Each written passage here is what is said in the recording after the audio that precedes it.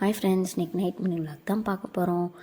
Work முடிச்சுட்டு வந்துட்டேன்னு phone அடித்தாங்க. சும்மானாலும் நம்ம போய் கதவை திறந்துருக்க மாட்டோம். சிக்கன் ரைஸ் வாங்கிட்டு வர சொல்லியிருந்தேன், அதனால் போய் கதவை திறந்தேன்.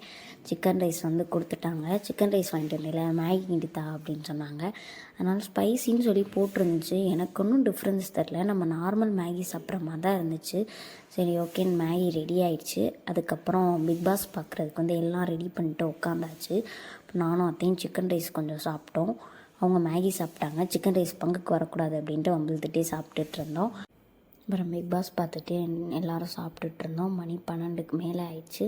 பிக் பாஸ் முடிஞ்சு திருப்பி பசிக்குதுன்னு எங்கள் ஹஸ்பண்ட் பார்த்தா ஃப்ரிட்ஜை போய் உருட்டிக்கிட்டு இருந்தாங்க. பால் பிஸ்கெட் இருந்துச்சு. அதை பொறுமையாக நினச்சி என்னமோ பகல் மாதிரி சாப்பிட்டுட்டு இருந்தாங்கப்பா. மணி ஆயிடுச்சு அப்படின்னு சொல்லி திட்டிகிட்டு இருந்தோம். Okay bye. நெக்ஸ்ட் மினி விளாகில் பார்க்கலாம். இந்த மினி விளாக் பிடிச்சிருந்தா அஸ்வின் சீதா சேனலை சப்ஸ்கிரைப் பண்ணிக்கோங்க. தேங்க்யூ.